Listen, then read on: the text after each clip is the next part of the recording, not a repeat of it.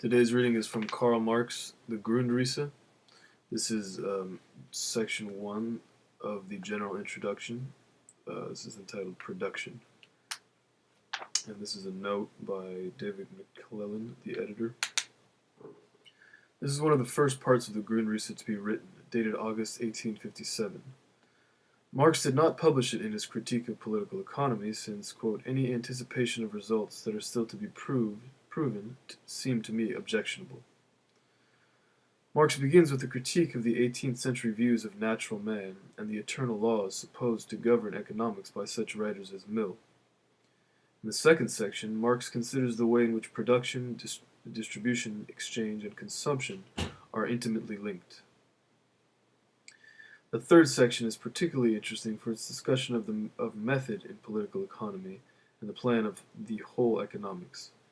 It ends with an unfinished digression on the appreciation of Greek art as an apparent difficulty for the materialist conception of history. The text was first published by Karl Kautsky in 1903, and the English translation followed in 1904. Section 1. Production. The subject of our discussion is, first of all, material production. Individuals producing in society, thus the socially determined production of individuals, naturally constitutes the starting point. The individual and isolated hunter or fisher who forms the starting point with Smith and Ricardo belongs to the insipid illusions of the 18th century. They are adventure stories which do not by any means represent, as students of the history of civilization imagine, a reaction against over-refinement and a return to a misunderstood natural life. They are no more based on such naturalism than is Rousseau's contrat social, which makes naturally independent individuals come in contact and have mutual intercourse by contract. They are the fiction and only the aesthetic fiction of the small and great adventure stories. They are, rather, the anticipation of civil society, which had been in the course of development since the 16th century and made gigantic strides towards maturity in the 18th. In this society of free competition, the individual appears free from the bonds of nature, etc., which in former epochs of history made him part of a definite, limited human conglomeration. To the prophets of the 18th century, on whose shoulders Smith and Ricardo are still standing, this 18th century individual, constituting the joint product of the dissolution of the feudal form of society and of the new forces of production which had developed since the 16th century, appears as an ideal whose existence belongs to the past, not as a result of history, but as its starting point. Since that individual appeared to be in conformity with nature and corresponded to their conception of human nature, he was regarded as a product not of history, but of nature. This illusion has been characteristic of every epoch in the past. Stuart, who, as an aristocrat, stood more firmly on historical ground and was in many respects opposed to the spirit of the 18th century, escaped this simplicity of view. The further we go back into history, the more the individual, and therefore the producing individual, seems to depend on and belong to a larger whole. At first it is, quite naturally, the family and the clan, which is but an enlarged family. Later on, it is the community growing up in its different forms out of the clash and amalgamation of clans. It is only in the 18th century, in civil society, that the different forms of social union confront the individual as a mere means to his private ends, as an external necessity. But the period in which this view of the isolated individual becomes prevalent is the very one in which the interrelations of society, general from this point of view, have reached the highest state of development. Man is, in the most literal sense of the word, a zoon politikon, a political animal, not only a social animal, but an animal which can develop into an individual only in society. Production by isolated individuals outside society, something which might happen as an exception to a civilized man who by accident got into the wilderness and already potentially possessed within himself the forces of society, is as great an absurdity as the idea of the development of language without individuals living together and talking to one another. We need not dwell on this any longer. It would not be necessary to touch upon this point at all, had not this nonsense, which however was justified and made sense in the 18th century, had been transplanted in all seriousness into the field of political economy by Bastiat, Carey, Proudhon, and others. Proudhon and others naturally find it very pleasant, when they do not know the historical origin of a certain economic phenomenon, to give it a quasi-historico-philosophical explanation by going into mythology. Adam or Prometheus hit upon the scheme cut and dried, whereupon it was adopted, etc. Nothing is more tediously dry than the dreaming platitude. Whenever we speak, therefore, of production, we always have in mind production at a certain stage of social development, or production by social individuals. Hence it might seem that in order to speak of production at all, we must either trace the historical process of development through its various phases, or declare at the outset that we are dealing with a certain historical period, as, for example, with modern capitalist production, which, as a matter of fact, constitutes the proper subject of this work. But all stages of production have certain landmarks in common purposes. Production in general is an abstraction, but it is a rational abstraction insofar as it singles out and fixes the common features, thereby saving us repetition. Yet these general or common features, discovered by comparison, constitute something very complex, whose constituent elements have different destinations.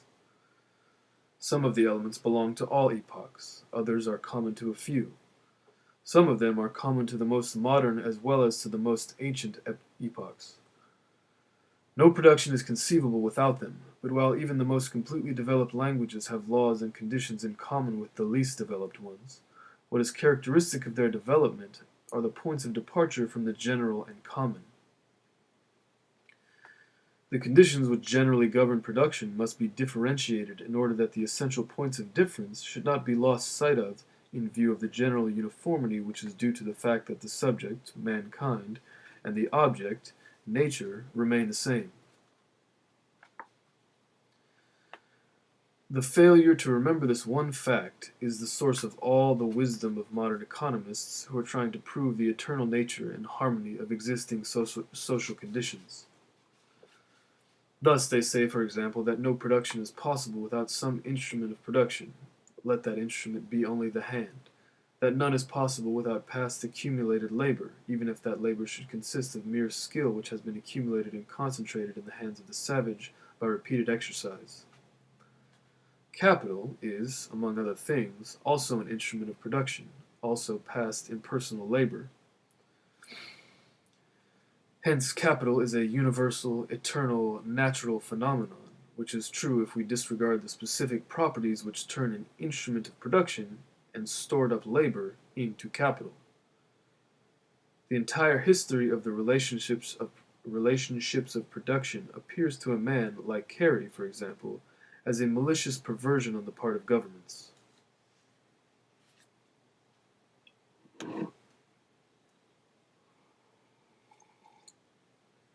If there is no production in general, there is also no general production.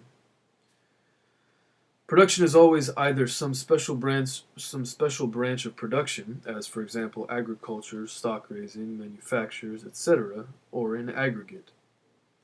Political economy is not technology.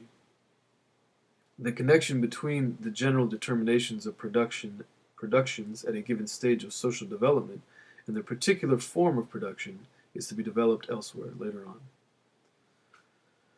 Finally, production is never only of a particular kind. It is always a certain social body or a social subject that is engaged on a larger or smaller aggregate of branches of production. The connection between the real process and its scientific representation also falls outside the scope of this treatise.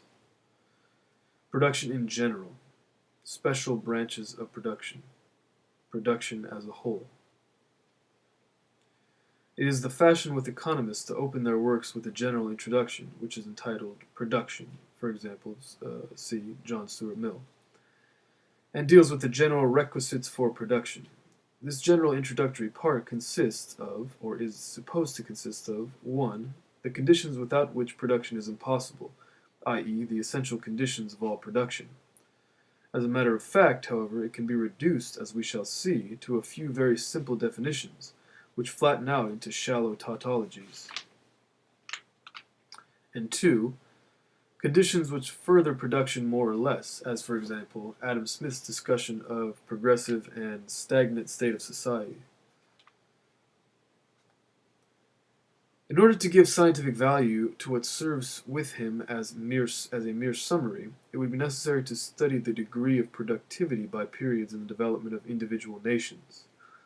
Such a study falls outside the scope of the present subject, and insofar as it does belong here, it is to be brought out in connection with the discussion of competition, accumulation, etc. The commonly accepted view of the matter gives a general answer to the effect that an industrial nation is at the height of its production at the moment when it reaches its historical climax in all respects. As a matter of fact, a nation is at its industrial height so long as its main object is not gain, but the process of gaining. In that respect, the Yankees stand above the English, or that certain races, climates, natural conditions, such as distance from the sea, fertility of the soil, etc., are more favorable to production than others. That again comes down to the tautology that the facility of creating wealth depends on the extent to which its elements are present both subjectively and objectively.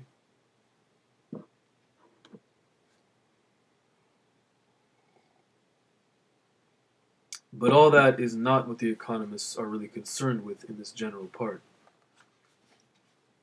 Their object is rather to represent production in contradistinction to distribution, see Mill for example, as subject to eternal laws independent of history, and then to substitute bourgeois relations, in an underhand way, as immutable natural laws of society in abstracto.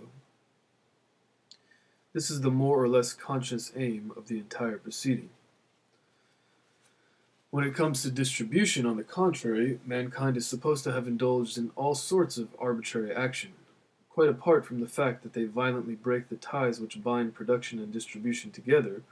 So much must be clear from the outset, that, no matter how greatly the systems of distribution may vary at different stages of society, it should be possible here, as in the case of production, to discover the common features and to confound and eliminate all historical differences in formulating general human laws. For example, the slave, the serf, the wage laborer, all receive a quantity of food, which enables them to exist as slave, serf, and wage laborer. The conqueror, the official, the landlord, the monk, or the Levite, who respectively live on tribute, taxes, rent, alms, and the tithe, all receive a part of the social product which is determined by laws different from those which determine the part received by the slave, etc. The two main points which all economists place under this head are, first, property; second, the protection of the latter by the administration of justice, police, etc. The objections to these 2 points can be stated very briefly. 1. All production is appropriation of nature by the individual within and through a definite form of society. In that sense, it is a tautology to say that property, appropriation, is a condition of production. But it becomes ridiculous when, from that one jumps at once to a definite form of property, e.g., private property, which implies, besides, as a prerequisite, the existence of an opposite form, viz., the absence of property. History points rather to common property, for example, among the Hindus, Slavs, ancient Celts, etc., as the primitive form, which still plays an important part at a much later period as communal property. The question as to whether wealth grows more rapidly under this or that form of property is not even raised here as yet. But that there can be no such thing as production, nor consequently society where property does not exist in any form, is a tautology. Appropriation which does not appropriate is a contradictio in subjecto. 2. Protection of gain, etc. Reduced to their real meaning, these commonplaces express more than their preachers know, namely that every form of production creates its own legal relations, forms of government, etc. The crudity and the shortcomings of the conception lie in the tendency to see only an accidental reflective connection in what constitutes an organic union. The bourgeois economists have a vague notion that production is better carried on under the modern police than it was, for example, under club law. They forget that club law is also law, and that the right of the stronger continues to exist in other forms even under their government of law. When the social conditions corresponding to a certain stage of production are in a state of formation or disappearance, disturbances of production naturally arise, although differing in extent and effect. To sum up, all the stages of production have certain destinations in common, which we generalize in thought, but the so-called general conditions of all production are nothing but abstract conceptions which do not go to make up any real stage in the history of production.